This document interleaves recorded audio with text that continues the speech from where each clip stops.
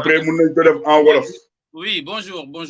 Donc, monsieur, bonjour au public d'IK News et bienvenue sur IK News sur ce débat qui porte, comme vous le savez, sur l'actualité sénégalaise, une actualité à la fois, qu'est-ce qu'on va dire? On va dire chaude, mais en tout cas, surtout, qui ne révèle pas, en tout cas, qui ne montre pas, qui n'encourage pas la bonne image du Sénégal. Nous sommes en compagnie de monsieur Raymond Semedo. Monsieur Semedo, on vous laisse vous présenter. Et après, on continue notre discussion. Raymond Semedo, auteur, anthropologue, chercheur. Normalement, nous attendons aussi une deuxième personne, notre collègue, en tout cas, ancien camarade de classe, qui a des points de vue vraiment très intéressants. C'est pourquoi nous l'avons invité, Moussa Diallo. Pour le moment, il n'est pas encore en ligne, mais dans la mesure où on a annoncé à notre public 20 heures précises, on a tenu à démarrer à 20 heures précises. Nous excusons aussi, nous souhaiterons aussi faire ce débat en Wolof pour permettre à nos parents ou à d'autres Sénégalais qui ne comprennent pas le français de mieux comprendre. Mais malheureusement aussi, on est contraint aussi à d'autres réalités, le monde francophone très vaste, qui ont besoin de comprendre ce qui se passe au Sénégal. Donc, nous en excusons. On fera une partie en Wolof. Monsieur Semedo, on fera voilà, comme je t'ai dit, on peut faire la première partie en français et puis maintenant consacrer une émission entière en Wolof. Ça, c'est pas gênant. Très bien. Donc, ce thème, nous allons vraiment aborder plusieurs sujets. Que je vais essayer de vous énumérer, à savoir, avant tout, la liberté d'expression au Sénégal, les restrictions du fait que certains journalistes sont désormais emprisonnés et les quelques journalistes emprisonnés sont comme une menace, c'est les autres. Donc, comme vous le constatez, dans les années passées, avec Abdoulaye Wade, il y avait des lives de tous les programmes de télé parler des manifestations. Aujourd'hui, avec la décision prise par le CNRA ou en tout cas avec M. Diagne, Walfadjri et d'autres médias ne font plus les directs, les lives quand il y a des manifestations. Donc ça, on pense que c'est vraiment une menace pour la liberté d'expression. Les rédactions donc, ont en quelque sorte censuré les directs. Nous parlerons aussi, M. Semedo, d'un thème très intéressant, le parrainage. Vous savez, le parrainage pour être candidat à la présidentielle a été rejeté par la CEDEAO. Donc, normalement, c'est plus légitime de faire du parrainage alors qu'il existe toujours au Sénégal. Nous parlerons bien sûr des manifestations, des affrontements entre la police et une partie de la jeunesse sénégalaise et surtout l'usage de balles réelles. On a déjà vu à chaque fois qu'il y a des manifestations, il y a des Sénégalais qui sont tués, ce qui est déplorable. Et dans aucune partie du monde où on parle de démocratie, la police n'ose utiliser des balles réelles sur des manifestations. Donc ça, nous en parlerons, M. Semedo. Nous parlerons aussi du procès. Adji Sarr, Ousmane Sonko, est-il réellement un procès pour la manifestation de la réalité ou simplement un moyen de liquider un adversaire politique? Nous en parlerons, nous parlerons d'une manière générale et ça nous permettra de revenir, M. Semedo, sur la question de la justice. Est-ce que la justice aujourd'hui au Sénégal est réellement indépendante? En conclusion, nous parlerons de l'image du Sénégal, une vitrine de la démocratie qui est aujourd'hui menacée pour de nombreuses personnes. M. Semedo, pour vous, peut-on aujourd'hui parler, sans exagérer, que la liberté d'expression est menacée au Sénégal? À partir du moment que des journalistes sont menacés de prison pour ce qu'ils écrivent ou ce qu'ils mettent en ligne, ou des médias entièrement interdits d'antenne, ça ressemble un peu à ce qui se passe dans des pays que nous qualifions de totalitaires. Et en ce sens, couper, disons, un journal parce qu'en fait, il tourne en boucle, on aurait coupé donc en France BFM et toutes sortes de télévision. Cela me paraît en tout cas allant dans un sens en tout cas de restriction de l'information. Or, une démocratie, ça marche aussi avec la liberté d'expression. Le pouvoir, le pouvoir des journalistes, le pouvoir de tous les intervenants, des associations, c'est justement une liberté. La liberté de pouvoir parler de tout et justement de faire aussi ce qu'on peut appeler dans un cadre déontologique l'autocensure. Il y a des moments où effectivement, si le journaliste voit que c'est un sujet qui peut brûler un pays, c'est de son devoir peut-être de réfléchir avec justement son éthique et de dire que peut-être je ne passerai pas cette information. Mais en fait, la maturité d'un pays dépend aussi de ce que les populations peuvent digérer ou ne pas digérer. Et nous sommes arrivés à un moment crucial de notre histoire où quand même les libertés fondamentales au Sénégal sont suspendues. On a vu des séries d'arrestations qui n'avaient aucun sens. Par exemple, l'arrestation de Maître de Sey, qui est un simple dirigeant d'une ONG en Espagne et qui avait parlé sur l'immigration, sur l'argent que la CIE donnait au Sénégal et comment cet argent aussi a été utilisé, etc. Et il demandait des comptes pour savoir ce qui s'est réellement passé sur ça. Arrivé justement à l'aéroport Blaise Diagne, à Dias, bon, il a été quand même pris par les limiers et directement bon, en mandat de dépôt et avec justement, bon, il a fallu que à Paris ou en tout cas dans le monde, que les autres membres de la diaspora soient vigilants et manifestent pour que justement, enfin, qu'on obtienne sa libération.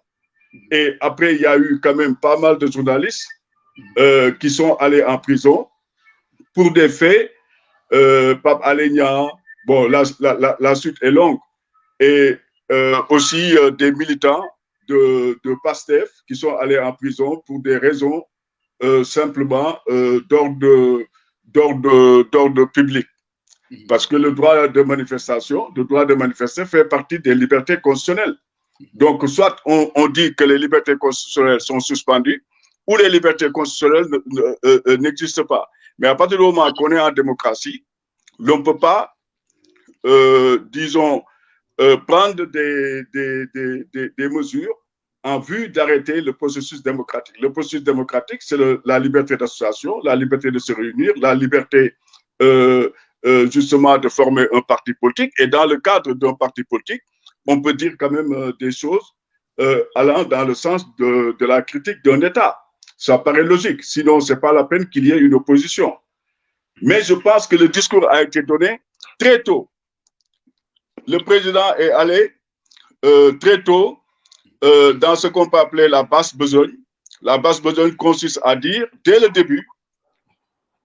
début, en tout cas, on a entendu des phrases qui estoppaient net la liberté. Parce qu'en fait, quand un président dit que je vais réduire l'opposition à sa plus simple expression, ce n'est pas dans un sens d'apaisement, c'est dans un sens de charger l'opposition. Et on a vu que c'est pour cela que nous avions organisé les assises nationales et on oublie que ces assises nationales, c'était de remettre l'État en selle, de remettre la démocratie en selle, de remettre la bonne gouvernance en selle. Et ce qu'on est en train de vivre, c'est les mêmes scénarios que ce qui s'est présenté sous Wade.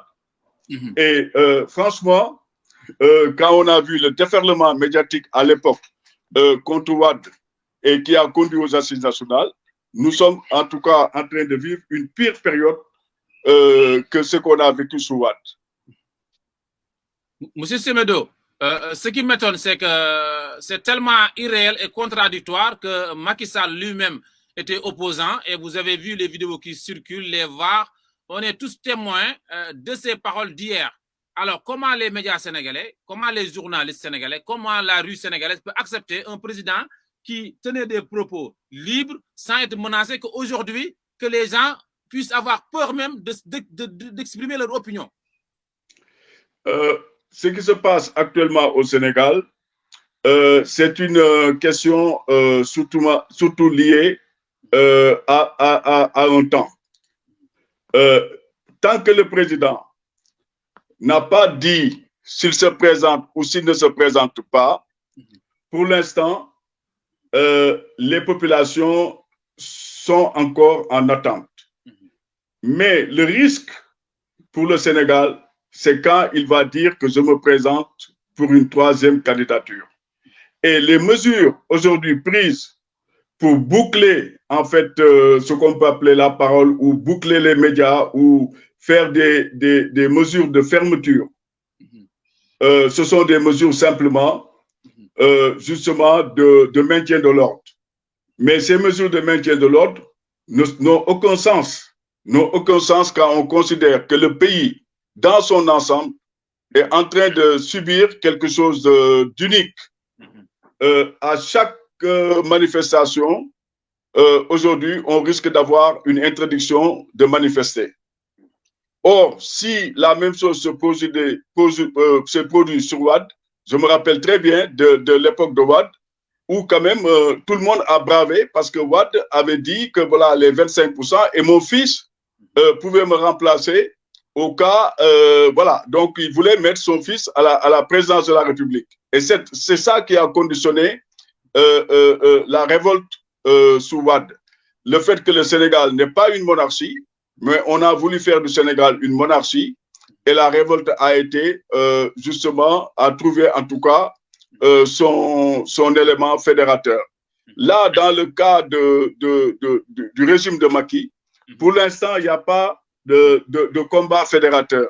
Il n'y a pas de combat fédérateur parce que tout le monde est suspendu à l'attente donc de la candidature. Tant que la candidature n'est pas dite, les populations ne vont pas sortir dans leur immense majorité. Pour l'instant, nous voyons les jeunes, mais la troisième candidature, ce sera, je pense, un risque que nous ne pourrons pas calculer. Monsieur Semedo, de nos jours, lorsque les personnes, des personnes dénoncent les restrictions sur la liberté d'expression, il y en a le parti au pouvoir ou le régime qui nie, comme toujours. Alors qu'il y a un fait réel que personne ne peut nier. Il y a Reporters sans frontières dans son classement annuel a fait perdre le Sénégal de plusieurs places. Donc ça, c'est concret. C'est plus des paroles de politiciens. C'est une réalité qu'au Sénégal, on peut parler de liberté d'expression parce qu'il y a des gens qu'on met en prison parce qu'ils ont fait des posts sur Facebook. Le cas de Bassirou Diomaye Faye, entre autres. Voilà, nous sommes arrivés à justement à un classement qui en dit long.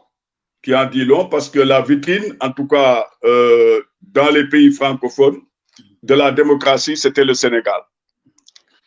Mais maintenant, avec tout ce qui s'est passé, on voit des interventions venant de partout. Obama, Biden, d'autres pays qui commencent à dire que peut-être ce serait le mandat de trop. Bon, on peut dire que justement, est-ce que nous, on peut écouter cette ingérence, le droit d'ingérence qu'on avait théorisé ici en France pour permettre un peu à l'Afrique quand même d'avoir au moins un regard ou en tout cas à d'autres personnes d'avoir un regard sur ce qui se passe dans certains pays, notamment les dictatures d'Afrique centrale, Bongo, Nguesso, etc. Mais maintenant, est-ce que nous sommes toujours une démocratie ou bien nous sommes une démocrature? Parce qu'en fait, entre la démocratie réellement qui se passe dans certains pays et aujourd'hui, c'est le basculement qu'on a au Sénégal, nous pouvons dire que le Sénégal aujourd'hui, en tout cas, reste d'un point de vue, en tout cas pratique, ou bien d'un point de vue du regard que les autres peuvent avoir sur notre pays, comme étant un pays qui a régressé démocratiquement. Parce que quand on arrête des journalistes, quand on arrête des manifestants, quand, disons, pour réprimer, on commence déjà à mettre des gens, disons, en prison pour simplement avoir manifesté, on regrette effectivement qu'il y a un risque qui est énorme dans ce pays. Et les événements de 2021, tous ces gamins qui ont manifesté, il y a eu 14 morts. Ces jugements-là n'ont jamais été rendus. On ne sait pas qui les a tués. Qui est aujourd'hui, d'où sont parties les balles qui ont tué ces gamins? Personne ne le sait. Il n'y a aucune enquête qui est menée. Donc, quand on est de l'autre côté de la frontière, notamment les gens de la diaspora, nous sommes très inquiets pour notre pays. Parce qu'on se dit, justement, si des balles perdues peuvent tuer n'importe quel enfant, à plus forte raison maintenant des adultes. Et on voit justement le danger que ça pose, parce que ces gamins, jusqu'à présent, il n'y a eu aucun jugement, en tout cas, et il n'y a aucune enquête qui est réellement menée pour nous dire exactement ce qui s'est passé. Or, c'est un devoir de savoir ce qui s'est passé. C'est un devoir de vigilance même. Monsieur Semedo, on a notre ami Moussa Diallo qui vient de nous rejoindre. Moussa Diallo, c'est très bien. Se présenter. Bienvenue donc à ce débat. Bonsoir Ibrahim. Voilà, vous avez pris le train en marche, donc on a eu démarré en parlant pour le moment. M. Semedo on était en train de discuter sur les restrictions sur les libertés d'expression. Donc, selon vous, Moussa, est-ce qu'au Sénégal, on peut sans abuser parler qu'il y a un recul démocratique et un recul sur le droit des manifestations et de la liberté d'expression? Bien sûr qu'il y a un recul et une restriction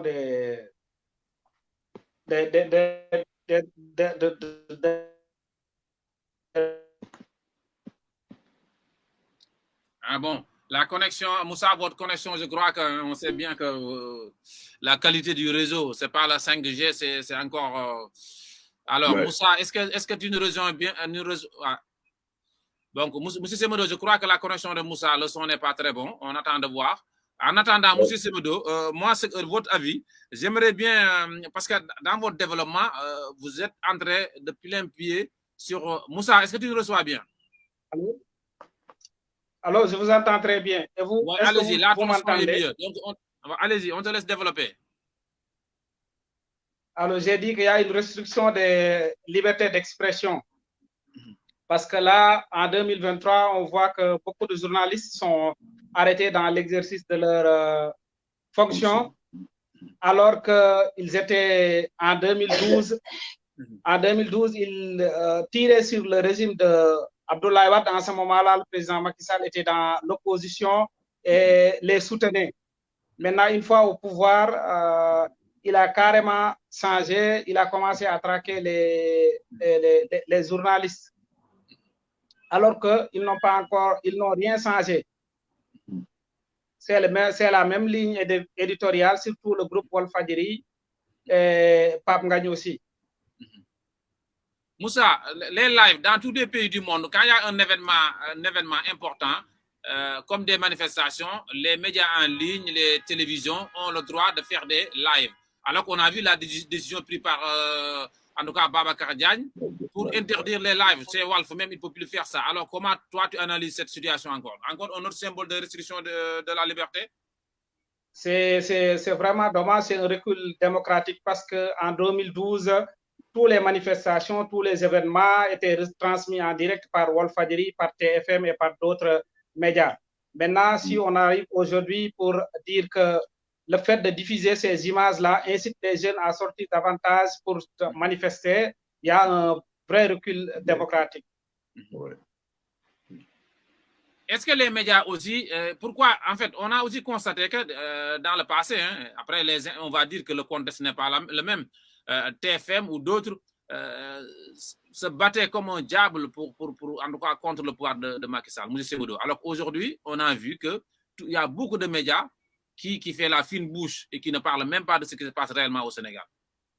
Mais ce qui est étonnant, c'est que il me semble qu'il y a une capacité vraiment de corruption qui n'a pas d'équivalence dans le système. Parce qu'en fait, on peut pas du tout refuser que aujourd'hui, les critiques qui devaient avoir sur la situation politique du Sénégal, quand on capte certains médias, on n'a même pas envie de continuer.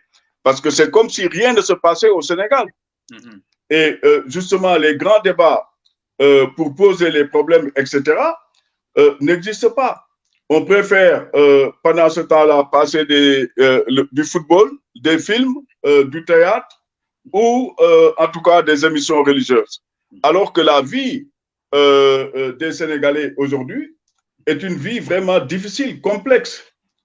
Si tu as des difficultés déjà pour te nourrir, pour vivre, pour payer tes loyers, et en plus, on t'empêche d'avoir l'information claire, ou en tout cas de pouvoir distinguer entre plusieurs réalités, Donc, tu n'arrives même plus à ce que tes droits de citoyen soient réellement, disons, entretenus. Donc, il y a un malaise. Et là, il faudrait peut-être qu'il y ait d'autres réflexions, bon, peut-être des travaux pour dire qu'effectivement, il faut améliorer les contenus des médias et surtout, disons, informer les Sénégalais. Parce que passer sa journée à regarder des films de théâtre, des matchs de football, du cinéma, justement, alors que le pays est en train d'exploser, il y a tellement de problèmes, les gens n'arrivent pas à trouver du travail, à poser les véritables questions, disons, de vie quotidienne.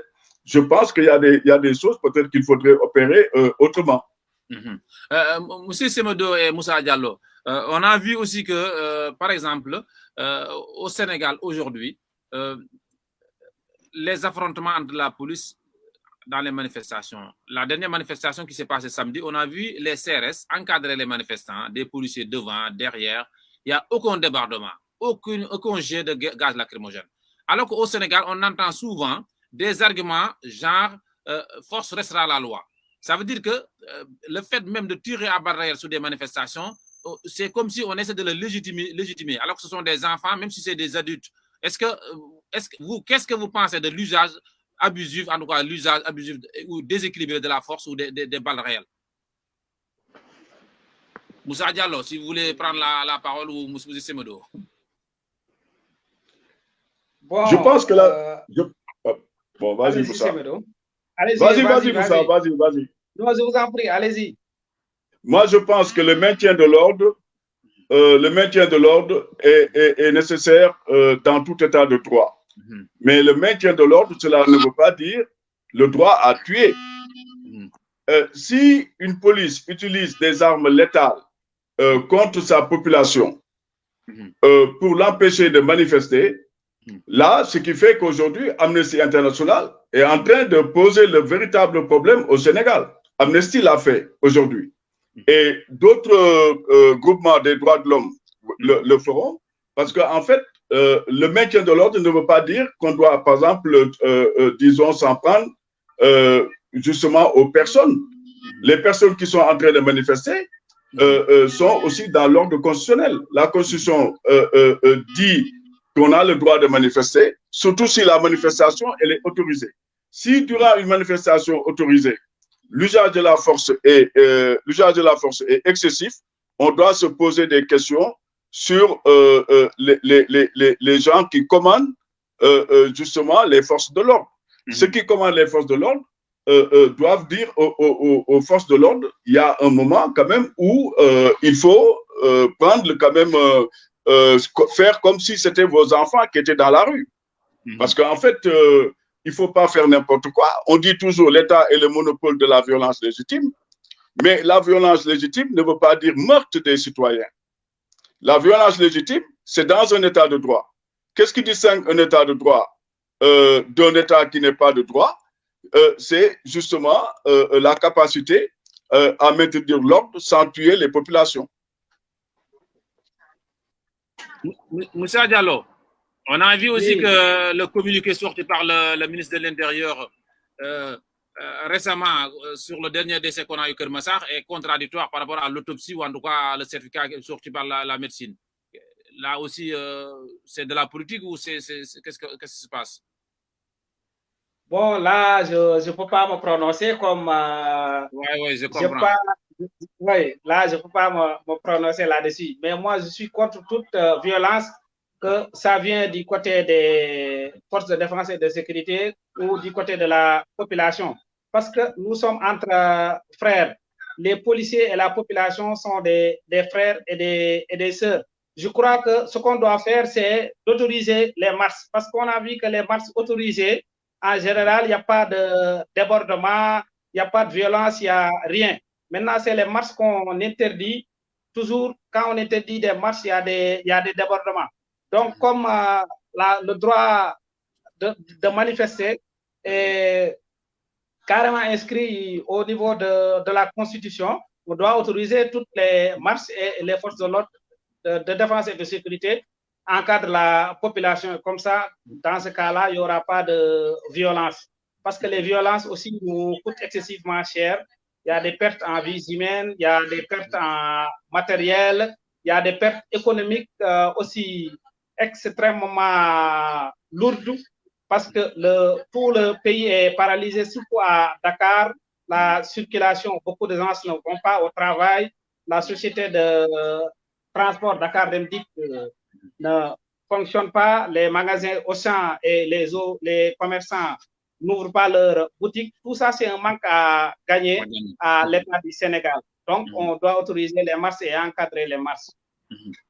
Très bien. Monsieur Semedo, maintenant, le prochain rendez-vous judiciaire risque aussi de mettre le pays sous tension. Ce procès, pour certains, justice doit être faite, pour d'autres, c'est juste une façon pour le pouvoir de liquider Ousmane Sonko comme voilà. Alors là aussi, est-ce que qui a raison? Le problème, c'est les droits constitutionnels d'Ousmane Sonko.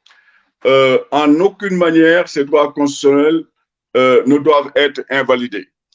Il est sénégalais. Il a la chance, comme tout le monde, d'accéder justement à la présidence de la République par des voies légales, si les élections se déroulent normalement. Et je pense qu'on ne doit pas empêcher quelqu'un de briguer, en tout cas, les élections. Le danger qu'on est en train de vivre, c'est que c'est jamais 2 sans 3. Ouais. Parce que si le pouvoir n'avait pas par le passé invalidé Khalifa Sall et justement Karim Meïssa Wade, le pouvoir ne serait pas suspect. Mais là, actuellement, on se rend compte qu'il y a une instrumentalisation de la justice, une instrumentalisation, en tout cas, qui ferait que justement un homme sera banni ou interdit, en tout cas, d'accéder aux élections.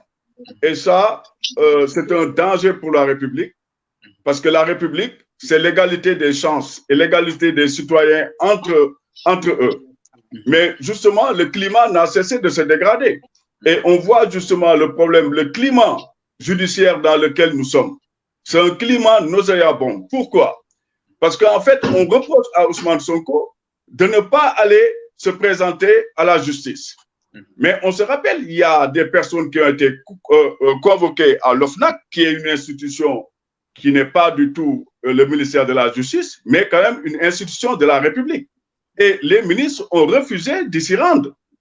Donc, à partir du moment que ceux qui dirigent, ceux qui ont l'exécutif en route, ne sont pas du tout sur le même pied d'égalité que des citoyens simples, de simples citoyens, je pense que cette désobéissance civique lancée par Ousmane Sonko peut s'entendre par tous les jeunes. Et le risque qu'on va avoir dans les années ou les mois qui vont venir, c'est d'avoir un climat judiciaire dégradé, parce que personne ne croit plus à l'indépendance de la justice. Et ça, c'est l'erreur justement d'avoir instrumentalisé à plusieurs reprises la justice sur des questions justement électorales.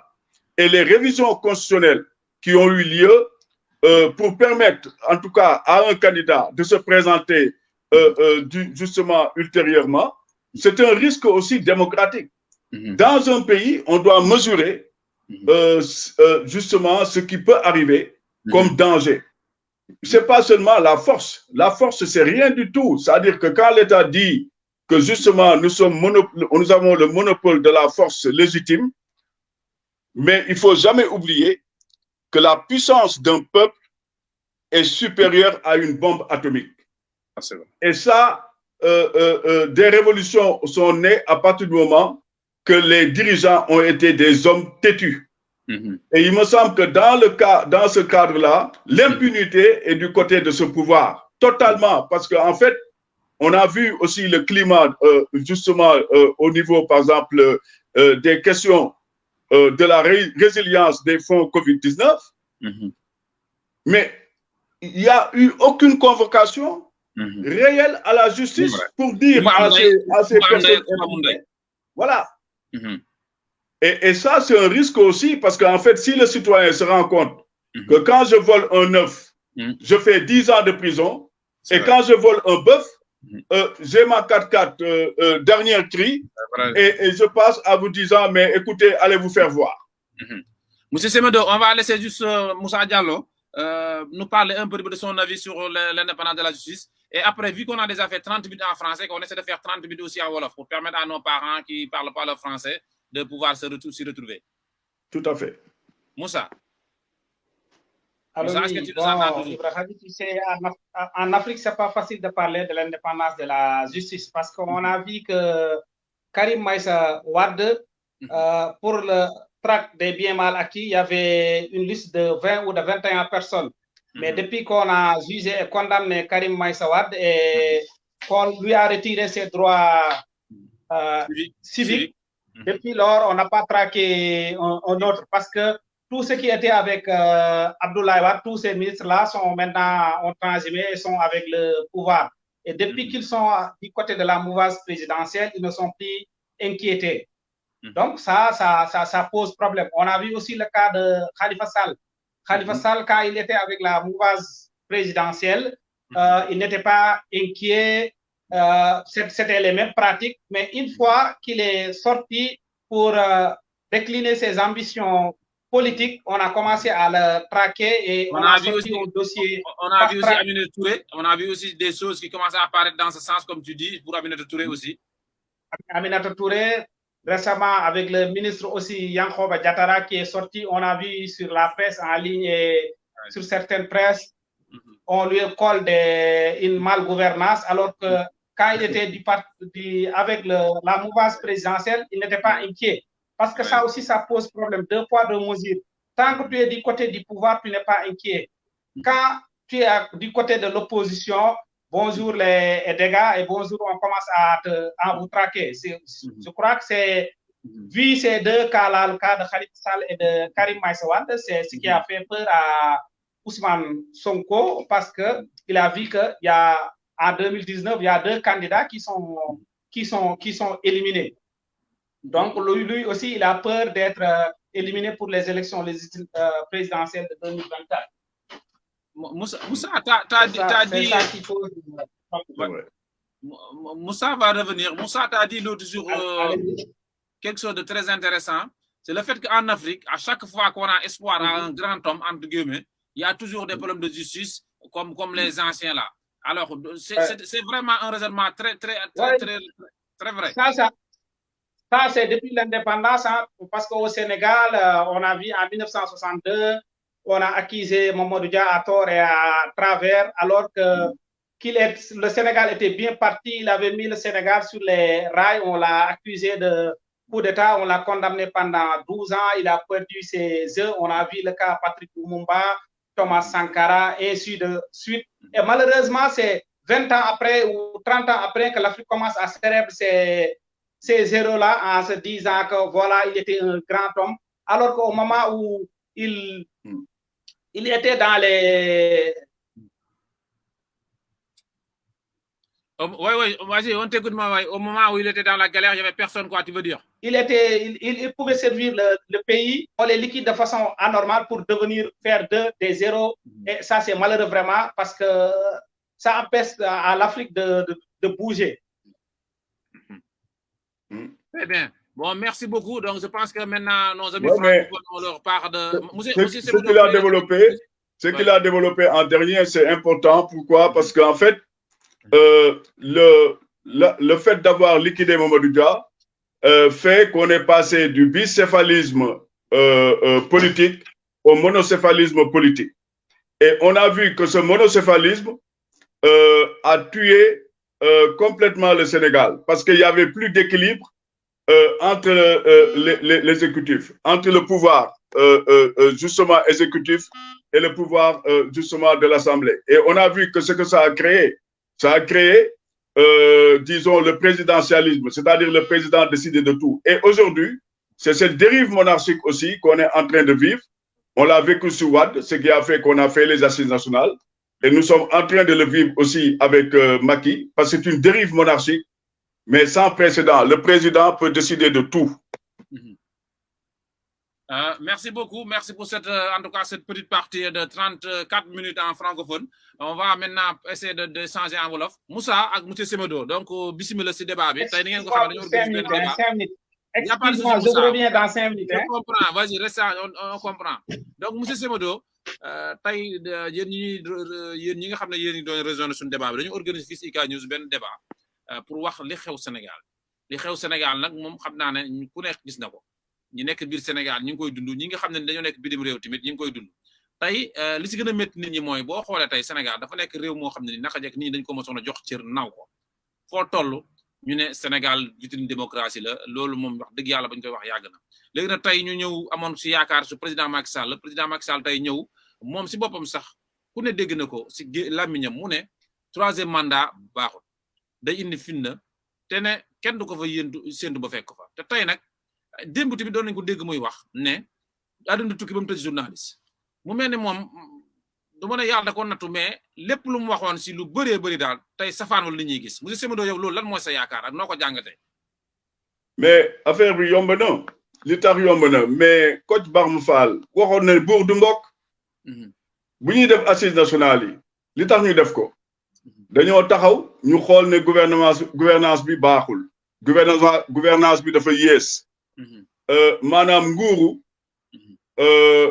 Ousseynou Seck daan na wax ne ku ne nguur bi neexul sa baay da cee bokkul donc waaye bi fekkee ne Wade falu na foofu la ñu gis ñi nga xam ne ñu ngi tudd ay libéraux yegg si libéraux yi ba ñu ñëwee dañu mel ni woon ñoo xam ne ay bukki lañu ñu tuddee leen bukki njuur sàmb bu ñuy séddale seen bopp rek la ñuy séddale ak seen waa kër lu nekk ñu xiif ko yóbbu ko seen kër yóbbu ko seen téye ko moom lañ doon wax boulimie foncière bi amoon ci Sénégal maanaam jiiroo suuf si jiiroo xaalis bi jiiroo alalu réew mi ba ñu defee assises nationales yi ñu ne nag loolu dañ ko fiy jëlee mu am benn association bu ñu formé woon mu tuddoon Siggil Sénégal Tanor nekk ci ñoom Moustapha Niass ak ñëpp nekk ci ñu ne léegi nag foofu la ñuy ne dañuy changer léegi Sénégal Siggil Sénégal mais gis nañu ne loolu bi Macky Sall ñëwee tegu ko ci yoon dafa ne gouvernance boobu sama yoon newu ci ak assise nationale du ma ko respecté li ngeen ci liggéey yëpp amul benn njariñ ndax man du ma ko respecté donc respecté wu ko mu jël ko teg ko fële maanaam li Wade doon def moom mu def ko mu gën a yées tey te ñun ñëpp ñu ngi ciy dund léegi nii di ko gis ndax tey jii gis nañu ne que libéraux yooyu lu dul rawle lañ fi nekkee tey jii rawle boobu ñëpp gis nañ ko fii Sénégal ñëpp gis nañ ko ñëpp nga koy gis ñëpp nga koy xool ndax koo xam ne da nga falu defuloo juróom benn weer wala defuloo ñetti at amay milliards foofu lañ ko mës a gisee benn milliard mooy 1000 millions nañ ma wax ban nit la yàlla may nga nekk fonctionnaire sa baay musul nekk disons capitaliste musul créer entreprise musul créer dara nga nekk fonctionnaire xëy yow sa bopp benn nit donc am 1000 millions loolu kenn mënu koo dund ba pare boole ci léegi ku wax ci réew mi boo ci bëggee wax ñu ne yow mi koy wax soo sàgganee ñu defal la lii ñu def la laa diffamation bi ñuy wax nii tey mun nañu wax ne ñun ñii ñëpp mun nañu xëy benn jour doo ñu plainte pour diffamation ndax koo wax ne yow démb ama woon dara waaye tey yaa ngi xëy milliards mu ne la man mii sama wàlli bopp milliards yi ma yokk maa ko yokk mais yow mii amuloo droit ne ma dama sàcc samay milliards yooyu. waaw kenn amatuñ droit wax léegi sàccee daal léegi daal Sénégal moom kay ñeme woo ko wax foo koy waxee léegi kay boo ko waxee boo saaganee nga ñu sàkkal la pexe. waaw Moussa yow loolu lan moo sa xalaat parce que Sénégalais yi moom ñëpp xamante nañ di fi seen bàyyi nekk grande industrielle wala yenn liggéey yi ba nga xam ne nii mën nañoo yor ay milliards moom mën nañ leen a compter te nag nga gis koo xam ne da ngay nekk jàng ba am bac plus 10 nekk profession lu mu def enseignant wala nekk beneen métier ay ati at ñu xam ne yaa ngi am sa teraanga waaye fa la yem ñu gis politicien boo xam ne da ngay ñëw engagé bu nekk ministre xëy rek bu yore xaalis bu du jeex yóbbu say doom bitim réew say doom di fajoo bitim réew sénégalais yi nag di yore say 4x4 sénégalais yi nga xam ne nag ñoo la jàngale sax ñoom di lekk cere ak mbuum dafa mel ne Moussa dégguñu de waaw yaakaar naa ne Moussa dégg ñu. faisceau bi mooy tëb quoi faisceau bi mooy tëb. c'est vrai loolu day am Sénégal. faisceau bi mooy tëb. mooy doy waar quoi. mais liñ ci mën a tënk moom liñ ci mën a tënkaat mooy boo jëlee géej gi nga jaay ko bitim réew. dëgg la. nga jël géej gi nga jaay ko bitim réew. nappkat ya fa nekkoon. mënatu ñoo napp ci géej gi. léegi ñoom seen gaal yi. ñu xëy léegi ne léegi li ñuy def gaal yi mooy dugal ci ay nit ne dañuy tukki. dëgg la. donc ñoo ñëpp xañ nañ leen ay jàmm. Sénégal tey jii fu ñu toll nii. loolu yëpp ay wax yoo xam ne nit bu ko waxee bu sàgganee mu am ci problème. dëgg la de. bu ñu jëlee Oryx yi fii jël Oryx nekk ci gouvernement nga jël ay Oryx yoo xam ne maanaam yooyu ay emblème la. nga jël ko yóbbu ko yow si sa jardin. ci sa ne léegi pour que ñi ni ñëw sa xarit bu ñu ñëwee nga wan leen ne que yow am nga ay Oryx te Oryx yooyu Sénégal moo ko moom. Oryx bu nekk ñaata million lay jar. nit benn nit jël ko yàq ko def ci lu ko neex dara fekku leen ci. tey jii ki nga xamante ne moom la ñuy topp bëgg ne duñ koy tere mu dem. duñ koy tere mu dem élection yi. mais bu gisee loolu. ndax moom dina gëm ne ñii dañoo bëgg réew mi ba nga xam ne mun nañu téye réew mi. man yaakaar naa ne réew mi fu mu toll nii. Sénégalais yi ngi ñuy dox yëpp même xale yu ndaw yi. xam nañu bu ñu moytuwee désobéissance civique bi day bare day am fu nekk. ndax nit ñi dañoo sonn.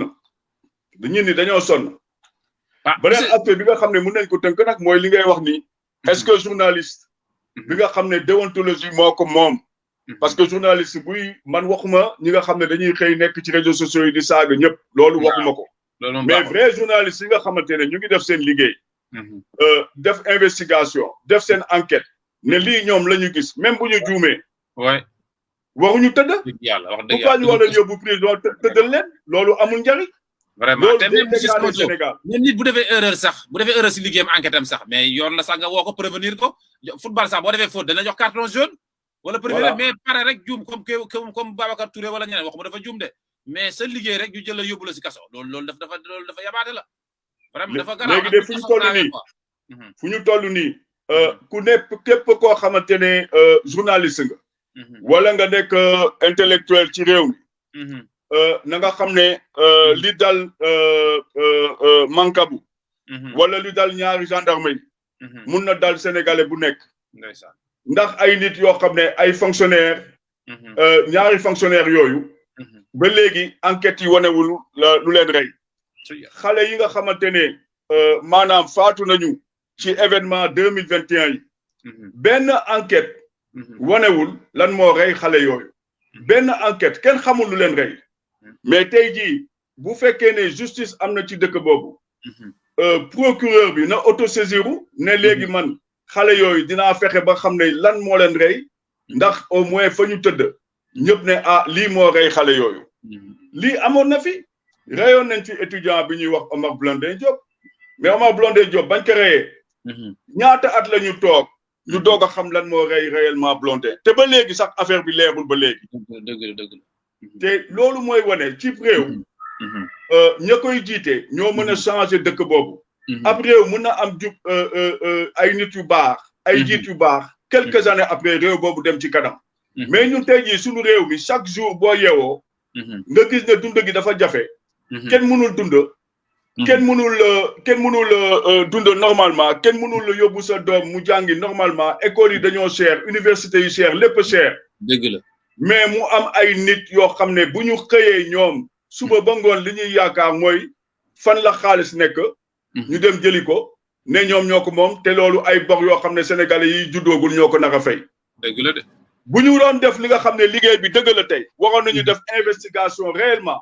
pour xool nit ku nekk fu mu jëlee alalam ci réew boobu. boo newee fonctionnaire milliardaire ñi ni war nañu xool foo jëlee sa alal. muy dëgg. ndax fonctionnaire mënul xëy nekk milliardaire loolu mënul nekk ci réew. te loolu ñu koy dund ñun ñëpp sénégalais. ba pare gars yi di wane affichage bi di ko wane tous les jours ñëw taxaw yor ay 4x4 yoo xam ne 100 wala 200 millions la jar romb la tabax ay këru 800 millions jëm kaw di la xool. ba pare naan la sawaay man li may def nii maa ko tey mais mënuloo ma dara mais yow boo waxee ma tëj la. dëgg la. loolu doy na waar.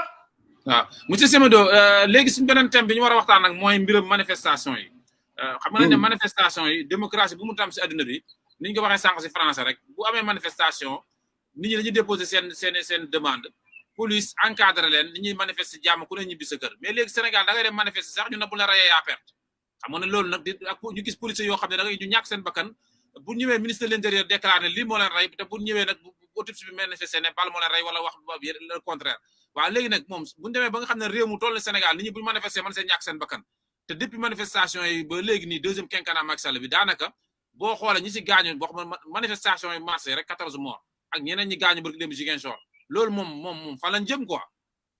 fu mu nekk nii xam nga bu nit ñi demee bay def comptabilité ñi gaañu entre 2021 ak tey ci manifestation yi yegg nañu 17 ak ñi nga xam ne peut-être wàññaguñ leen. waaye 17 yooyu rot ay ndaw lañu ay xale lañu. dëgg la ñooñu boo gisee lii am tey. mooy enquête yi ñu waroon defuñu ko. enquête de service dafa war a am. bu nit faatoo. ci manifestation la moindre des choses que éléments yi yëpp génn ñu xam ne lii moo rey kooku. am na loo xam ne kenn waxu ko ci réew mi. réew mi toll na foo xamante ne ñiy rey kenn xamu leen. ndax buñ demee ba nga xamante ne léegi nervi yaa ngi ak ñin ñi. waaw mais nervi ak manifestation loolu doy na waar trop. foo tourner ay nervi ngi ci. léegi donc yow balle perdue am na. mais snipeur yi ñuy wax ne am na. loolu moo gën a doy waar. te léegi chaque jour nga dégg wax jooju. xoolal xale bi ñu rey Ngor. mais ay waajuram lan la ñu mën a waxati. ndeysaan ñooñu ñàkk nañu. et du am kenn ku mën a réparer loolu. du am kenn ku mën a réparer loolu. parce que amul benn procureur bu jël tey initiative. ne man déposé naa pour léegi def enquête bi. ba xam xale boobu lan moo tax mu génn àddina. dëgg la. léegi nag ñun li ñuy ñaan mooy dëkk bi am jàmm. ndax dëkk buy dem jàmm rek moo mën a tax dëkk dem ci kanam. mais yaakaar naa ne. réew mi bu ñu bëggee jàmm. nañuy def aussi loo xam ne mooy jàmm ji mooy Ousmane Sonko. yàllaa ko bindee comme nu mu bindee mbindeef yépp. dëgg la de. Sénégal la juddoo. donc moom am na droit. aussi présenté wu ci élection yi. léegi nag bu ñu bëggee def li ñuy def Karim Wade. ak li ñuy def Khalifa Sall. bëgg ko teg Sonko. loolu xale yi duñ ko nangu. ndax xale yi benn affaire moo ci am. génération bii. moo tax ñu ne le problème bi ci am. ci ginnaaw Sonko c'est un effet de génération c'est une cristallisation. sur une personne. et xale yi loolu rek moo leen dese. ndax xale yi ñàkk nañu lépp. ñàkk nañu xëy amuñu ko. lab nañu ci géej gi. kenn du ko wax. boo waxee politiciens ñu ne ñoom mënuñu ci dara xale yi ñoom ñooy lab ci géej te ñoom ñoo jaay géej gi. ressources yi di ñëw. xale yi amuñu ci dara ndax xale boo koy préparer pour avenir am. soo amee ressources yu day nii Sénégal normalement da nga war a d'abord jël xale yi. une formation disons par génération nga ne léegi. damay préparer une génération boo xam ne ñoom ñëpp ci hydrocarbures la ñuy jëm. xëy yi war a am ci domaine hydrocarbures yëpp. Sénégalais yi ñoo ko war a moom. et xëy yooyu mënoon nañ ko moom bu fekkoon ne def nañu comme la Corée. ndax dëkk dafa war a di investir ci recherche ak science. mais nañu xool li xew Sénégal lu doy waar la. religion ak politique la ñuy investir xaalis. mais tout ce qui est recherche scientifique. développement formation. duñ ko def duñ ci dugal xaalis parce que duñu naan universitaires yi duñ leen toppatoo. mais nag ku détester say universitaires. détester say chercheurs. doo dugal xaalis foofu sa dëkk mënul dem. tey jii boo xoolee bu baax li tax Sénégal mënul dem. xoolal Sonatel niñ ko jaayee. ku nekk patriote tey. nga gis ne que Sonatel ay milliards de bénéfices la doon am. ñaan la jaay Sonatel. et waa Corée bu ñuy wax tey jii bu ñuy wax Corée lan moo ko développé. téléphone am. système téléphone am léegi ñu ngi def lan ñu ngi jaay ay seen système boobu moo indi lii yëpp tey ñu ngi defar ay oto di defar ay char di defar lu nekk parce que sur télécommunication la ñu defoon investissement recherche armée bi nekk ci ak ñoom ñuy liggéey ba développer Corée tey waaye ñun tey suñu développement lan la à part dem julli ji ñibbi si suñuy kër loolu mooy suñu développement ñun ñoo nekkoon ak chinois yi ak indiens yi ak pakistanais yi en 1955 à la conférence de Bandung ñooñu ñu ngi dem satellite ñu ngi defar ay satellite dem am nañu ay bombe atomique ñun tey jii ku ñu bëgg a rey da ngay ñëw Afrique nga rey ñun ñëpp ndax amuñu capacité sax défense suñu bopp loolu lan moo ko jóg ay dirigeants yoo xamante ne yu yees lañu. monsieur Semedo kenn jéemul gëstu. pour ñu génn ci loolu. dëgg la monsieur Semedo bala ñoo jox kàddu Moussa Diallo connexion bi dafa génnoon ñëwaat na li xam nga sànq yaa ngi wax si hydrocarbures yi boo xoolee comme par exemple pays Scandinavie yi seen hydrocarbures yi dañ ko liggéey ba nga xam ne dañoo jël benn xaalis bu bëri boo xam ne dañ ko def benn fonds denc ko foofu pour jeunesse. pour fonds boobu rek dañoo jël bénéfice yi ni am seen action yooyu rek bénéfice bi rek mën na defar seen dëkk yëpp donc là est-ce que Sénégal nag ëllëg mën nañ dem ba comme ni nga ko waxee tamit jox cër formation yi xale yi seen xëy ëllëg former leen forme bu baax donc loolu en tout cas lu am solo la quoi Moussa Diallo ñoo ngi doon wax si en wolof Sénégal tey monsieur Semedo li mu doon développé mbiram développement formation bi ne politiciens yi joxuñ cër entre guillemets chercheurs yi ak enseignants yi entre guillemets waaw non Ibra Khady vraiment c'est dommage mais Afrique nous sommes trop en retard dañoo nekk en retard ci lu bëree par exemple sunu cas ñun Sénégal depuis 1960 ba léegi gis nañ ne ku fi am bac nos meilleurs élèves ils partent en France ñoom ñëpp dañuy dem France te bu ñuy dem France sunu ay impôt lañ leen di yóbbee mais ku ci dem France wala Canada malheureusement boo jàngee ba pare doo ñëwaat pour développer Sénégal pour développer Afrique pourquoi doo ñëwaat parce que boo ñëwaatee pour nga am fii liggéey wala pour ñu caser la c'est tout un problème parce que tout est politisé parce que da ngay am compétence yi mais au lieu fii ñuy choisir par compétence dañuy def ay choix yoo xamante ne c'est des choix politiques donc il faut nga dem en Europe boo fa delloo boo jàngee ba pare da ngay toog foofu nga liggéey tey waroon nañu fexe tey fekk am nañ ay université d'excellence am nañ ay grande école ba nga xamante ne boo juddoo Afrique boo amee bac da ngay jàng fii Afrique ñu comme ça ñu woowaat sunu ay doomu Afrique yépp yu nekk à l'extérieur ñu ñëwaat luñ jàng foofu ak li ñu yor foofu ci expérience ñëwaat fii nekk ci grande université yooyu ci université d'excellence yooyu di jàngale fii nga xam ne kenn dootul génn réew mi parce que tey Chine Japon ñoom ñëpp seeni doomu dëkk ñoo ko yokk tey encore beneen affaire patriotisme économique dañ ko war a def tey waaw Moussa de dafa xam naa ne dafay jàpp day rëcc léegi-léegi Moussa naka mu bu dee da nga xam monsieur Semedo waaw amul benn problème bismillah Moussa nañ la bàyyi nga continuer bon problème bi mooy li Moussa wax nii déjà da nga xam ne que ñun jot nañ ko posé waxoon naa ko fii Ibra Khady ma ne ko dañoo amoon benn sénégalais boo xam ne ñun ñoo liggéey ensemble ci Assise nationale fii Paris moo yoroon côté science bi ak technique ñu koy wax Souleymane Atta Diouf Souleymane Atta Diouf boobu yàlla na ko yàlla yërëm parce que moom moo créé woon train solaire ak bateau solaire léegi mu wax ko développer Sénégal boobu ñu ngi nekk ci temps wu Ablaye Wade ñëw na poser problème bi ñu koy xool Macky Sall ñëw ñu koy xool Lissouba bu Congo moo comprendre doon li mu bëggoon def bëggoon na ko dimbali mais Lissouba dafa fekk mu daanu boobu fekk descendre nañu Lissouba Ngeso ñëw donc noonu la Souleymane Atta Diouf projet bi nekk dans les tiroirs ba Sénégal signé le TER bu Macky Sall bii TER bi ngay gis ni projet bi balaa ñu koy signé Macky Sall xamoon na que amoon na benn sénégalais bu ñuy wax Souleymane Atta Diouf te inventé na train ak bateau solaire mais le minimum bu fekkoon ne patriotisme bi comme ni mu koy waxee Diallo kon tey jii au moins moom mënoon nañ ko associé ci programme boobu ñu ne ko léegi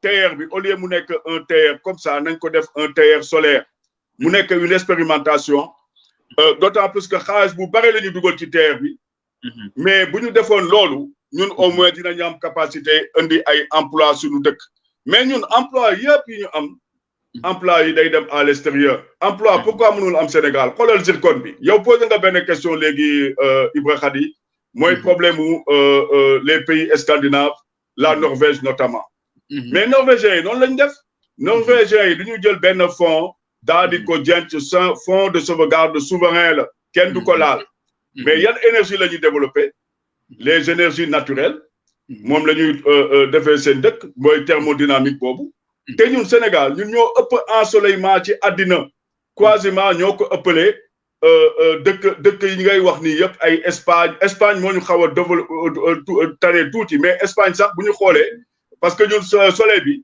bu ñu ko xoolee bu baax du tëdd mu presque li muy tëdd barewul parce que bu commencé ba 19 heures ñu ngi am naaj boobu ñun buñ ciy defoon minimum kon tey jii du ñu soxla sax laal sunu pétrole ak sunu pétrole gaz boobu sunu doom yi lañ koy bàyyi sunu sëtaat sëti lañ koy bàyyi waaye nag xam nga dëkk ba jiiroo ak pàccoo moo fa am pétrole bi moo naka indi problème musiba yi ngay gis ni ci réew bi parce que pétrole fu ñu ko découvrir le cas du Nigeria est là musiba rek lay jub parce que ñëpp a ngi fu mu nekk ni ñu ngi xaar après pétrole bi alors que ñun bu ñu développé suñu énergie solaire déjà on l'a dit en 2000 à Wade dàq ñu ne ñu mais les gauchistes là écologistes ñibbi leen fi ngeen jógee waaw monsieur Semedo xam nga ñoo ngi wax sànq affaire formation yi pays développé yëpp da ngay gis ne li ñuy def mooy muy maçon bi menuisier bi lépp ba lycée collège am nga droit choisir formation professionnelle ak formation générale alors qu'au Sénégal boo fa nekkee dafa mel ni njàngam général rek moo fa rek ay formation générale rek nan la am réew mën a développé bu dee ne yow doo amuñu ay école de formation quoi suffisamment. waaw mais école yi ça dépend de la volonté politique parce que ñun ba ñu jëlee indépendance en 1960 qu'est-ce qui s'est passé on voulait nous focaliser sur les formations générales soo waxee tey formation générale Sénégal moo ëpp ay nit ñu formé sur le plan général donc on a assez de cadres sur ce plan-là mais pourquoi defuñu virement bi dans les années 70 dans les années 70 on pouvait quand même décrocher par rapport à Ray Delafosse par rapport à yenn écoles yi créer des petits collèges techniques etc. bon sauf japonais yi li ñu defoon ci côté foire ba bon ñëw installer un truc vraiment pratique je pense que les formations pratiques c'est ça qu'il faut c'est-à-dire un moment il faut que la science débouche sur quelque chose l'apprentissage débouche sur quelque chose mais ñun dañuy jàng mais pour rien c'est-à-dire tey jii boo jëlee des fois un universitaire nga ne ko léegi créer ma benn machine mais il sera en incapacité de le créer parce que justement il a pas été formé pour ça il a été formé pour les questions générales mais bon léegi nag loolu c'est facilement réparable pour former des ingénieurs yoo xam ne qui peuvent créer rapidement de la valeur ajoutée ça c'est pas diable c'est suñu volonté la et mun nañ ko def l'école polytechnique en France a été créée mais très rapidement parce qu'il y avait ce déficit-là aussi. Et puis, les Japonais l'ont fait, d'autres pays l'ont fait, les Coréens l'ont fait. Bon, et mieux, on a quand même une formation excellente, mais malheureusement, les dirigeants n'ont jamais mis de l'argent dans la recherche. Soit l'Université de Dakar, tout le truc, la fac de sciences, soit xolé bo len laajee ndax am nga 1 milliard, am ngeen 1 milliard de budget pour développer quoi que ce soit, dañ lay wax amuñu dara. Mais bi Covid-19 bi ñëwé le Sénégal s'est fermé sur lui-même mu nekk benn genre autarcie mais foofu la ñu créé n'est-ce pas ay sunu propre respirateur on les a créés mais respirateurs yooyu aujourd'hui est-ce que am na usine boo xam ne jël na brevet bi ne da koy développer est-ce que am na gouvernement bu ne tey Sénégal day créer respirateur yooyu ci dëkk bi non amul c'est-à-dire que ñun problème bi ñu am mooy sincèrement on débouche sur rien waaw monsieur Semedo xam naa ne pour ñu jéem a jeexal débat bi rek jëm si mbiru fin débat bi rek ñu revenir si Ousmane Sonko candidature bi nga xam ne nii tey Sénégal vraiment coow li bëri na ndax sénégalais yu bëree dañu am yaakaar si Ousmane Sonko te gis nañ ne sénégalais yu bëri seen xel dafa ñaaw ndax li gars yi naan bu ndobin rey sa maam boog seelu ñuul daw ndax gis nañ kaa Khalifa Sall gis kaa Karim Wade moo tax sénégalais yu bëri tey ñoom li ñuy wax depuis longtemps mooy ne lii procès bi du procès justice de justice pour liquider un adversaire la donc yow loolu tamit yow lan nga say xalaat ak loolu lan la mën a jural ëllëg Sénégal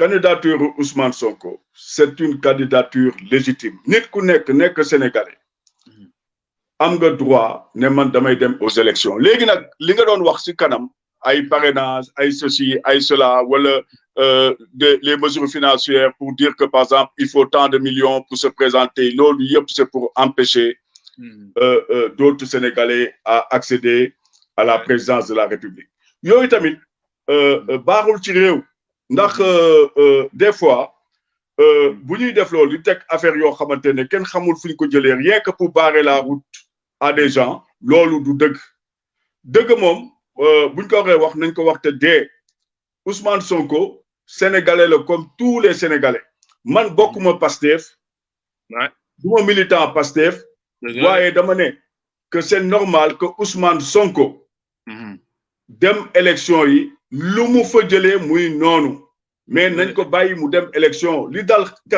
Karim Wade ak Khalifa Sall jamais 203 loolu sénégalais yi dootuñu ko nangu et question bi yëpp ça tourne autour du troisième mandat ku fi bëgg a indi troisième mandat musiba boo indi ci réew mi yaa tooñ sa bopp surtout xamoon nga ko de monsieur Semedo surtout koo xam ne ni yow da nga xamoon li mën a jur yow yaa wax sa cela yëpp ne troisième mandat day yee finna ay nit dañ ci ñàkk seen bakkan man nag li may wax souvent man sama position suñu position IK ñu dafa leer troisième mandat moo nekkoon suñu ligne rouge boo xam ne musuñ ko toléral kenn ndax fépp fu am si Afrique musiba la fay jur président boo xam ne ni yow da nga ñëwoon tey ba ngay xeex troisième mandat sax ba wax lii ma wax nii tey ne mooy troisième mandat day jur musiba loolu nag lan moo tax sénégalais yi moom loolu ëllëg man li may wax mooy ëllëg ku indi musiba yooyu bay nit ñàkk seen bakkan vraiment dafa yomb quoi te sénégalais yi waruñu seetaan loolu xam nga Sénégal lan mooy wax ji te ñu wax ko tënk ko mu jeex problème bi mooy nguur ñëpp a bëgg a nekk buur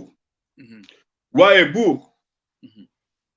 bu dul liggéey Sénégal soxlatu ko soo gisee xale yi yaakaar Sonko c'est parce que xam nañu ne que génération yi jëkk ñëw defuñu dara loo xamante ne mënoon na tax Sénégal dem ci kanam wax nga fi Mamadou Dia tout à l'heure mais Mamadou Dia son programme était très avancé nañ ko wax Mamadou Dia son programme était très avancé et puis mieux bi mu ñëwee Sénégal nekk président du conseil école yi nekk Sénégal yëpp la coopération décentralisée école yëpp loolu Mamadou Dia moo ko fa def et loolu en plus c'est le moment boo xam ne c'est le seul moment dans notre histoire Sénégal exporter réellement exporter des denrées donc Mamadou Dia il était qualifié en économie c'est pas comme les gens qui sont là qui parlent et que duñu def dara fu mu nekk ni réew mi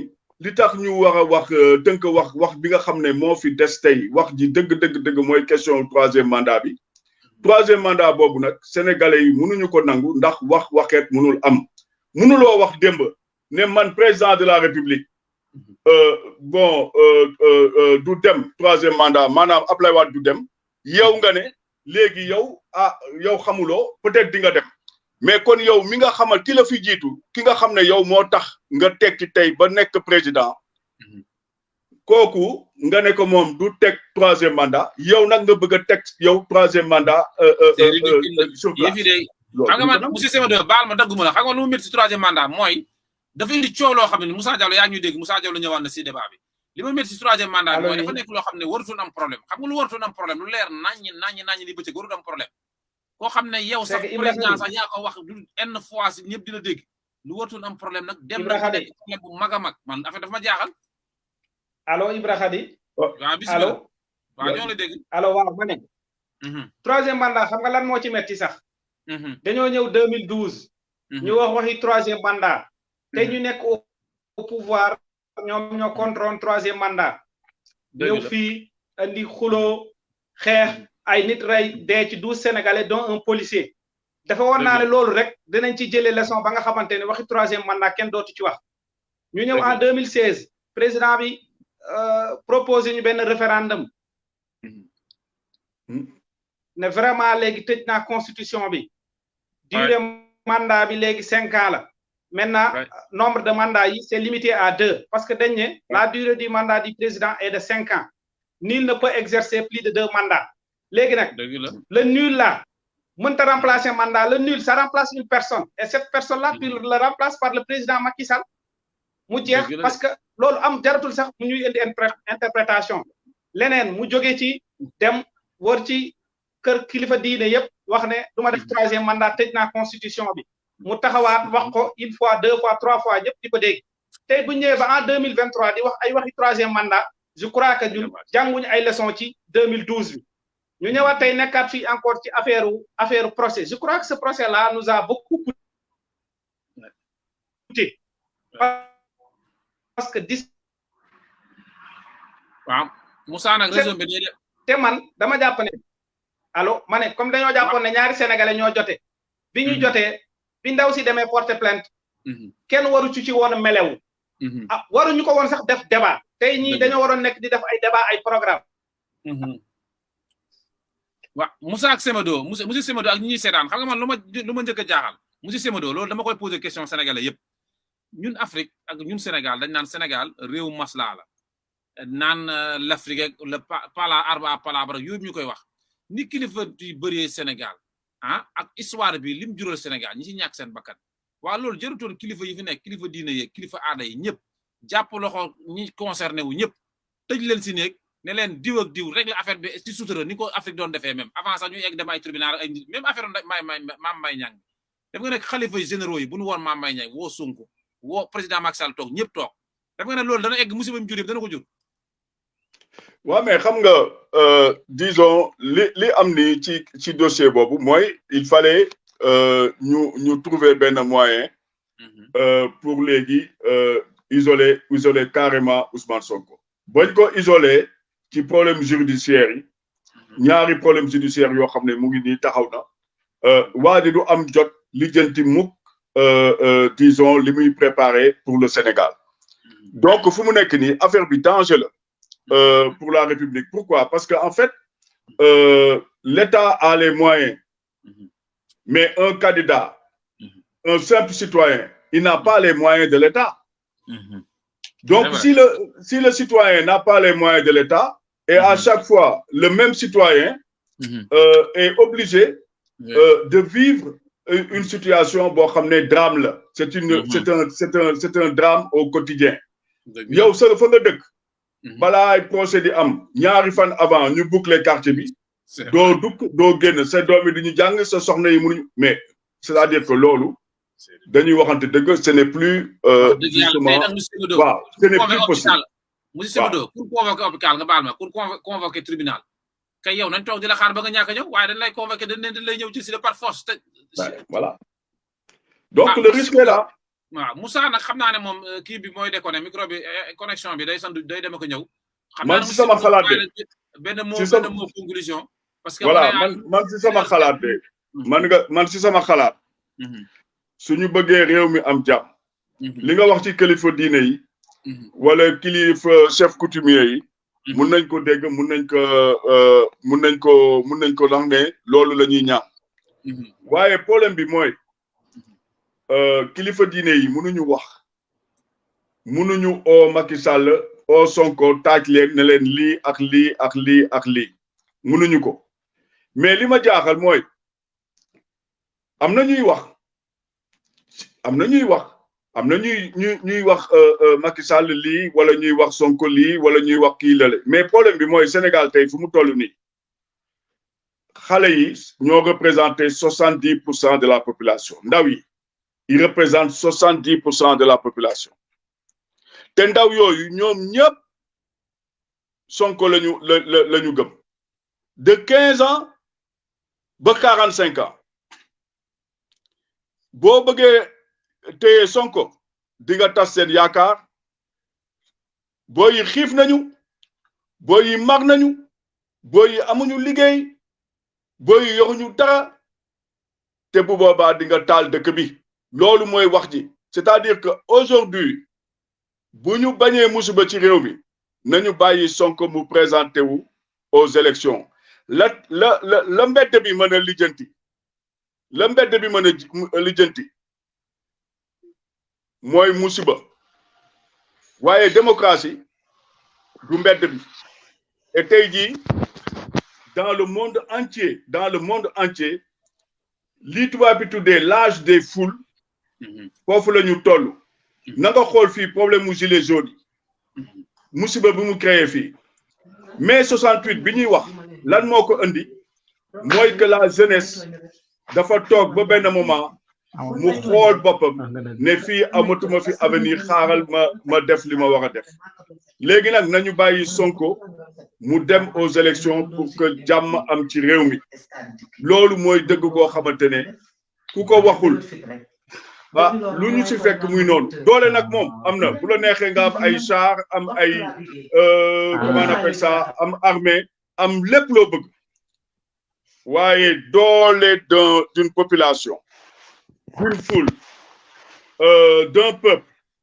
qui est souverain kenn mënu leen téye te nag loolu le pouvoir bu nekk war a di gëstu nit ki bu yeewoo toog këram li mu war a xalaat mooy que man ni sama jaboot teddee tey loolu laa bëgg xale yi tamit tedd kuy père de famille ci réew mi war nga xalaat ne que xale yi war nañu mën a am liggéey war nañu mën a lekk war nañu mën a naan et fi may terminer mooy le problème écologique man de sama wàlli bopp le danger bi ñu nar a dund dans les années à venir mooy sécheresse yi war a ñëw Sénégal te loolu calcul geeguñ ko ndox mi bii nar a manqué Sénégal calcul geeguñu ko ñu ngi jël ay bor di teg mais bor yi waroon na nekk ay prévisions pour suba ñu commencé léegi xalaat ne dañu war a sauvegarder ay zones géographiques entières pour que ñu mën a am ndox geeru suba yëpp yi di ñëw geeru ndox la naka doon Moussa ñoo ngi woon ci conclusion bi ñu bàyyi la nga rek nga sànni si cadre ñu conclure parce que ñoo ngi si 1h11 d'échange donc 30 minutes en français et bon xam nga sama connexion def non comprendre nañ la Sénégal mu am connexion mooy daw quoi comprendre ñu bàyyi la nga def benn conclusion bu ndaw rek si situation bi ak candidature Ousmane Sonko la doon wax sànq quoi ne que mbedd mi la rue sénégalaise ne tolérera pas une élimination de leader de Pastef candidat la comme sénégalais yëpp donc waaw maa ngi dégg Moussa waaw bismillah Moussa waaw Moussa donc monsieur Semedo Moussa connexion bi day sant Diop ak ñëw li ñu doon wax sànq rek mooy ne liñ sénégalais yëpp gis loo xam ne ni nag ñaanu yàlla président Macky Sall ñàkk koo jël en compte mooy ne jàmm si la lépp xaj te armée loo ko am lu mu bëri doole bis bu mbedd mi taxawee ne lii bëgg lii loolu pour nga dindi ko dina jafe lool parce que xam nga ne 1000 policiers mbedd mee leen ëpp moo tax nag comme monsieur Semedo ni nga ko waxee rek jàmm si la lépp xaj boo gisee tey Égypte place Tahrir dem ba gagné la mu bëggoon am la mu bëggoon Tunisie noonu révolution printemps arabe yëpp lu ko waral mooy c'est la rue qui s'est mobilisée te Ousmane Sonko moom man de du ma ne Ousmane Sonko la waaye xam naa ne de ñi ko bëgg bëri nañ de Sénégalais yi am si moom yaakaar bëri nañ de Sénégalais yi nga xam ne ils sont prêts ba bàyyi seen bakkan si candidature bëri nañ moo tax nag ëllëg bu ñu demee ba ne condamné nañ ko ba ñëpp xam ne définitivement Ousmane Sonko écarté nañ ko loolu man tiital naa Sénégal te xam naa ne man Sénégalais yi ma tasanteeg ñoo xam ne mosu ñu dugg si affaire politique ñu bëri ñi ngi ñaawlu situation Sénégal bi image biñ gis Sénégal ñu koy jox le reste du monde ñaawlu nañ ko nos partenaires économiques tamit loolu rafetul si ñoom donc ñun loolu mooy suñ conclusion léegi nag dañ doon mbubboo toujours ne Sénégal réewu jàmm la réewu masla la te gis nañ ne problème bi bañ ko war a defal jàmm bëri na te nag fi na ku ko yee tamit xamoo fu muy mujj moo tax monsieur Semedo ñun depuis tout le temps dañu yaakaar nañ ne lii dafa mel ne ñun dañoo am jàmm muy or bu précieux ba pare ñu koy foyee dafa mel ne on se rend pas compte du danger qui guette tout le Sénégal man moom loolu moo nekk sama conclusion monsieur Semedo ñu lay jaajëfal bu baax a baax yow nag lu tax ñun ñu sopp la lu tax ñu bëgg di toujours di waxtaan ak yow mooy ñi la xamul man bibliothèque laa la considéré ak sa jaar-jaar ak li nga xam si xam-xam si diaspora bi ak si ay création d'entreprise Sénégal ak sa motivation ni nga bëggee Sénégal moo tax man roykaay nga si man te ñu la xamul rek ñoo xamul mais en tout cas t'es un bon exemple pour la diaspora et pour les jeunes sénégalais. man tam maa lay jëf-jëfal bu baax maa lay ñaanal bu baax yàlla na IK News si gën a màgg. amiin ndax bon wax dëgg yàlla chaque fois bon ñu ngi liggéey te bu ñuy liggéey yëpp Sénégal moo ñuy tax a liggéey ñun nag moo nañu toog fii feex yow feex nga man feex naa ñeneen feex nañu mais ñun saay bu ñu yeewoo amul bés bu ñu toogee maak yow wala benn fan boo xam ne yóndewu ma message wala yóndewu ma la message ci Sénégal donc ni ñu gëmee Sénégal des fois dañuy toog sax am na ñoo xam ne dañu naan mais ndax ñi normal nañu te loolu yëpp bëgg Sénégal dem ci kanam la te mieux gis nga tey jii bu ñu bëggoon lépp baax mooy ñu koy waxtaanee mais réew mi ñu ngi gëj a waxtaan depuis assises nationales yi dañu gëj a toog ñu waxtaan mais assises nationales yi buñ ci appliqué woon sax au début li ñu tuddee woon la bonne gouvernance ba pare appliquer les déontologies yi amoon concernant la presse la liberté de la presse comment gérer mieux le pays wallaay kon tey dinañu avancer mais xoolal appliqué wuñ ci dara léegi nag forme de déviation yi ñu am mooy pouvoir oligarchique la ñu am Sénégal tey pouvoir oligarchique maanaam une bande de copains depuis Wade di fowe alalu réew mi ku ñëw tey suba nekk milliardaire suba milliard nag maa leen koy rappeler mooy 1000 millions nañ ma wax ban sénégalais boo xam ne fonctionnaire nga wala politicien mën a liggéey 1000 milliards en quelques années te nag amuñu si benn de ñuy wax ne ay plusieurs milliards la ñu yor ba ñu fekk xaalis boo xam ne day na lu presque 800 millions ci kenn koo xamante ne ci majorité bi la bokk ñu ne benn waaj moo ko sàcc procureur oowul kooku douane ñëwul impôt ñëwul convoqué kooku dara amu ci léegi nag ñu ne Ousmane Sonko moom mi ñu dàq ministère des impôts génnee ko simmi ko futti ko dàq ko ci biti ñu ne kooku du toog mais bu toogulee tamit may leen ko mu bokk parce que sunu mbokk la te ñun kenn du seetaan ñuy toroxal benn sénégalais. man de monsieur Simadou leen rek laay wax ne mooy ne sénégalais yi daal wax dëgg yàlla élection lañ wax waxuñu sélection te wax dëgg yàlla nag dana ñaaw lool réew mu toll Sénégal ñu am 3e candidature boo xam ne xam nga loolu daal benn yoon mën nga ko comprendre mais dal la ñaari yoon mais ñëwaat dal la ñetti yoon vraiment sénégalais yu bëri daal xam naa ne bu justice ak lu mu doon ñëwee éliminer Sonko man de tiital naa Sénégal je pense que je suis pas le seul nit ñi nag ñi ngi man nag li may wax souvent mooy problème bi yàgg naa te nit ñi am nañ jël nañ temps pour prévenir ñu baax ñi comment jël nañ temps de prévenir am na ñoo xam ne seen liggéey lañ baax seen lépp di wax ci réseaux sociaux yi nit ñaa ngi dénoncer ñu defe na nit ñooñu ay caaxaankat lañ mais bis bu ñu demee nag ba lii kenn ñaanu ko yàlla mu yóbbu Sénégal fu garaaw a garaaw mais bu kenn ne bettoon nañu parce que on a eu le temps dafa mel dañuy fooy xam nga yore almet di fo dafa mel dañu yore almet ñi yore essence ñuy fo gars yi mel dañuy fo quoi mais am na fu ñu toll xam nga jàmm boo ko fitna boo ko see ba yee kenn xamul kan nu muy fu muy mujjee loolu nag ñu bëri nag loolu lañ tiit mais dafa mel nag ñi nga xam ne ñoo war def seen rôle pour loolu jeex dafa mel dañuy fo dafa mel ne ils se rendent pas compte en fait. waaw mais loolu la moo tax fu mu nekk nii nañu ñaan lépp dal. mais nag dal mooy nit ñi am yaakaar. ab dëkk il faut nit ñi fa nekk am yaakaar te ña fa mën a am yaakaar mooy ndaw yi. ndaw yi ñoo mën a am yaakaar. mais ndaw yi amatuñu yaakaar seen benn yaakaar la ñu am mu ngi tudd Ousmane Sonko. loolu mooy problème bi parce que benn ndaw gëmatul benn politicien. Ousmane Sonko fayu leen defu leen dara mais bu taxawee ñëpp ñëw. waaye ñiy rocc ci xaalis di fay ndaw yi ku ñu xale yi ñëw assister aux élections wala assister ay seen débat yi wala yooyu ñëpp xam nañ leen. te nag ñi nga xam ne ñoom ñu ngi ànd ak Ousmane Sonko. ñuy fexal Ousmane Sonko ñoom ñu ciy bokk di ko këppatal. mais loolu erreur bu rëy la. ndax boo gisee espoir li ñuy wax ne dans une démocratie boo gisee ñoo xam ne éclosion la da nga leen di accompagner. démocratie noonu la war a def dafa war a accompagner ñi nga xamante ne suba ñooy leader yi nga xamante ne mun nañu téye réew mi mais wax nañu tey si génération yi am nii yëpp gis nañ fi ñu bari ay boy yuy présenté wu wax yooyu mais pourquoi sénégalais yi ñëpp bëgg a def la politique mais parce que y a un problème y a un malaise dëkk boo xam ne 350 partis politiques 350 partis politiques on risque d'avoir plus de 30 candidats mais loolu mooy wane ñooñu ñëpp bu ñu jëloon xaalis boobu ñu nar a dugal ci politique bi aux élections ñu ne bon dañ koy dajale maintenant on va créer une cagnotte pour créer des entreprises mais soit tu vas voir le nombre d'entreprises qu'on peut créer et le nombre de jeunes qui peuvent aller au travail mais parce que nit ñi benn affaire moo nekk seen bopp politique bi butin de guerre la politique bi butin de guerre la c'est-à-dire ku nekk mu ngi yaakaar tey